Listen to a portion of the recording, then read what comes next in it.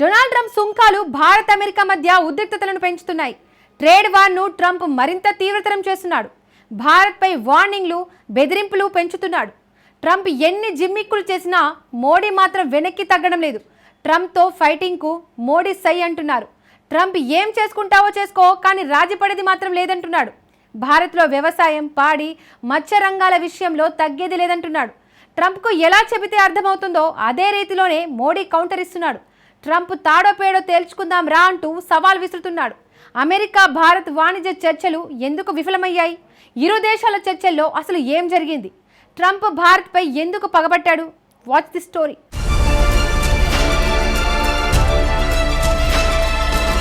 భారత్తో యుద్ధానికే ట్రంప్ సిద్ధమయ్యాడా? ట్రంప్కు మోడీ ఎలాంటి సవాల్ విసిరాడు? యుఎస్ అధ్యక్షుడికి ఎదురుదెబ్బ తప్పదా?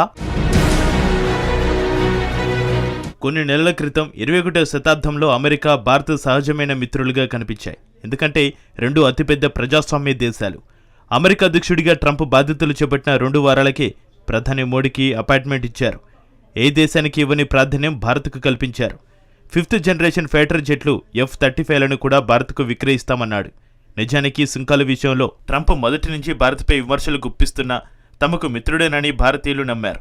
సీన్ కట్ చేస్తే ఇప్పుడు భారత్పై ట్రంప్ వాణిజ్య యుద్ధానికి దిగాడు.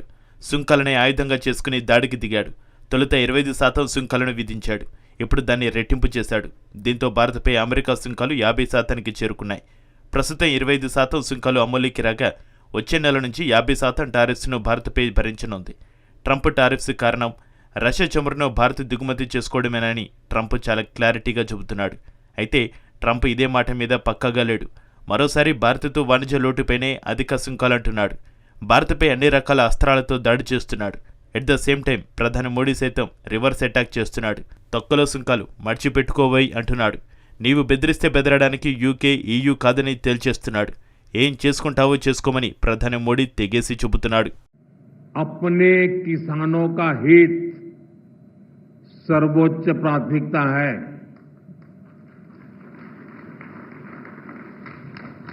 भारत अपने किसानों के, पशुपालकों के और मछुआरे भाई बहनों के हितों के साथ कभी भी समझौता नहीं करेगा.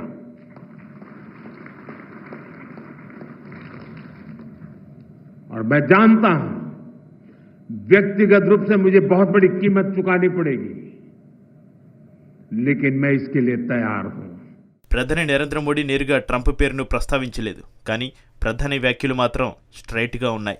భారత్పై ట్రంప్ సుంకాలను రెట్టింపు చేసిన 24 గంటల తర్వాతే మోడీ కౌంటర్ అటాక్ చేశాడు. నిజానికి ట్రంప్ సుంకాలు ఇది అత్యంత తీవ్రమైన ఉధృత పరిస్థితులకు దారితీసే చర్య. భారత్పై ట్రంప్ వాణిజ్య యుద్ధం ఎందుకు, ఎలా ప్రారంభించాడు? ఫిబ్రవరిలో ట్రంప్ సుంకాలను ప్రకటించిన తర్వాత అమెరికాతో వాణిజ్య చర్చలకు భారత్ యత్నించింది. ట్రంప్ మాత్రం విస్తృతమైన ఒప్పందాన్ని కోరుకున్నాడు. భారత్లో అమెరికా ఉత్పత్తులకు ఎలాంటి అడ్డంకులు కలగరాదని ట్రంప్ తెగేసి చెప్పాడు. తమ వస్తువులపై భారత్ 0 సుంకాలకు పట్టుబడ్డాడు. అమెరికన్ వస్తువులకు మాత్రమే స్వేచ్ఛాయుత వాణిజ్యానికి డిమాండ్ చేశాడు. ట్రంప్ డిమాండ్లకు భారత్ నిరాకరించింది. ట్రంప్ ఈగో హర్ట్ అయింది. అప్పటి నుంచి భారత్ను టార్గెట్ చేయడం మొదలుపెట్టాడు. ఇటీవల ఈ సుంకాలకు కొత్త అంశాన్ని జోడించాడు. అదే భారత్ కొనుగోలు చేస్తున్న రష్యన్ చమురు. చాలా దేశాల మాదిరిగానే రష్యా నుంచి భారత్ చమురును కొనుగోలు చేస్తుంది. కానీ ట్రంప్ మాత్రం కేవలం భారత్నే టార్గెట్ చేస్తున్నాడు. ఇదేమన్నా పాపమా, ఘోరమా, అన్యాయమా అంటే అస్సలు కాదు. ఎందుకంటే అంతర్జాతీయ చట్టాలకు లోబడే మాస్కో నుంచి క్రూడ్ను భారత్ దిగుమతి చేసుకుంటున్నది. కానీ ఈ చర్య తప్పేనని ట్రంప్ వాదిస్తున్నాడు. ఒక్క భారత్నే ఎందుకు టార్గెట్ చేశారు అంటే ట్రంప్ సమాధానం దాటవేస్తున్నాడు. Indian officials have said that there are other countries that are buying Russian oil. It's okay. Like China, for instance, It's buys okay. more. Yeah. Why are you singling India out for these additional sanctions? It's only been 8 hours. So let's see what happens over the next.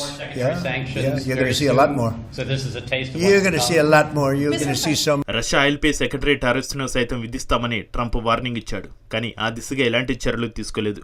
Russia చమురు కొంటున్న దేశాలపైన, చైనాపైన కొత్త సుంకాలను విధించలేదు. కానీ భారత్ను మాత్రమే Trump లక్ష్యంగా చేసుకుంటున్నాడు. ఎందుకు Trump భారత్పై పగబట్టాడు? కేవలం రష్యా క్రూడ్ ఆయిల్ గురించేనా? ఉక్రెయిన్ యుద్ధాన్ని ఆపడానికి భారత్ నుంచి రష్యాపై ఒత్తిడి తెస్తున్నాడా? కాల్పుల విరమణ కాదని ట్రంప్కు నోబెల్ రాకుండా భారత్ చేసిందని కోపమా? కారణాలు ఏవైనా ట్రంప్కు మాత్రం ప్రధాని మోడీ డేంజర్ లైన్స్ గీసేశాడు. వాటిని దాటి వస్తే తమ దెబ్బ ఏంటో రుచి చూపిస్తామని తేల్చేస్తున్నాడు. ఇండియా వైఖరిని, అంచనాలను చాలా స్పష్టంగా మోడీ చెప్పేశారు.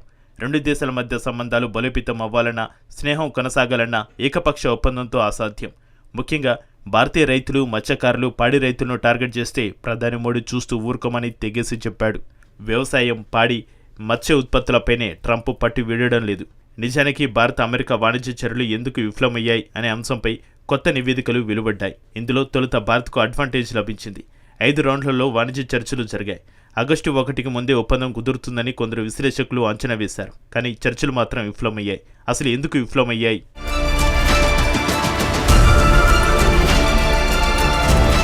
వాణిజ్యంపై అమెరికాతో సద్భావనతోనే భారత్ చర్చలు జరిపింది.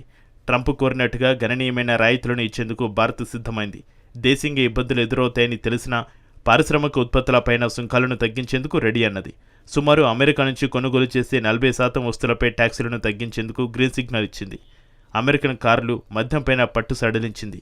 అమెరికన్ చమురు, ఆయుధాలను కొనుగోలు చేసేందుకు ఢిల్లీ సుముఖత వ్యక్తం చేస్తుంది. ఒక్క అమెరికన్ వ్యవసాయ, పాడి, మత్స్య ఉత్పత్తులపై 0 సుంకాలకు మాత్రం భారత్ నిరాకరించింది.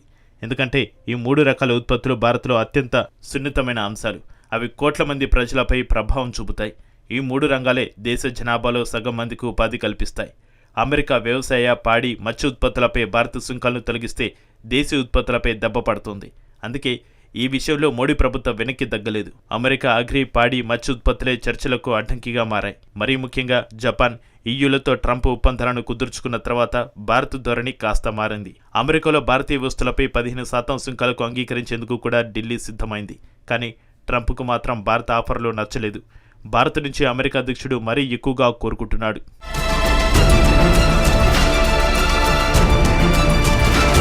ట్రంప్ మాత్రం దక్షిణ కొరియాను ఉదాహరణగా చూపుతున్నాడు. తూర్పు ఆసియా దేశం 15% ట్రంప్ సుంకాలకు అంగీకరించింది. అంతేకాకుండా $35,000 కోట్ల పెట్టుబడులకు దక్షిణ కొరియా అంగీకరించింది. అమెరికా నుంచి భారీగా ఎనర్జీ దిగుమతులకు ఓకే చెప్పింది. బీఫ్, బియ్యంపై రాయితీలకు అంగీకరించింది. నిజానికి బియ్యం, గొడ్డు మాంసం అనేవి దక్షిణ కొరియాకు కూడా అత్యంత సున్నితమైన అంశాలు. ఆ దేశంలోని రైతులపై తీవ్ర ప్రభావం చూపుతుంది. అయినప్పటికీ దక్షిణ కొరియా రాజీ పడింది. ఈ తరహాలోనే భారత్ కూడా ఒప్పుకోవాలని ట్రంప్ ఒత్తిడి పెంచాడు. కానీ దక్షిణ కొరియాలా చేసేందుకు భారత్ సిద్ధంగా లేదు. అందుకే అమెరికాతో వాణిజ్య ఒప్పందం కుదరలేదు. ఎందుకంటే ట్రంప్ కోరుకున్నవి ఇచ్చేందుకు భారత్ నో చెప్పేసింది. ఢిల్లీ ఇచ్చిన ఆఫర్లు ట్రంప్కు నచ్చలేదు. అందుకే సుంకాలతో ట్రంప్ రెచ్చిపోయాడు. ఇక్కడ ట్రంప్ చెప్పిన వాటన్నిటికీ తలుపితే మరిన్ని కొత్త డిమాండ్లను చేస్తాడు. ఆ ఛాన్స్ ట్రంప్కి ఇవ్వరాదని భారత్ డిసైడ్ అయింది. ట్రంప్ బెదిరింపులకు లొంగిపోవడం బదులు వ్యూహాత్మక ఫైటింగ్ను భారత్ ఎంచుకుంది. నిజానికి చర్చలు విఫలమవడం భారత్కు తీవ్ర నష్టం కలిగిస్తోంది. కానీ అదే సమయంలో అమెరికాపై ఉన్న విశ్వసనీయతను ప్రపంచం కోల్పోయేలా చేసింది. దశాబ్దాల పాటు అమెరికా, భారత్ మధ్య స్నేహానికి వాషింగ్టన్ తీవ్ర ప్రయత్నాలు చేసింది. అమెరికాపై నమ్మకం పెంచుకోవడానికి భారత్కు కూడా ఏళ్లు పట్టింది.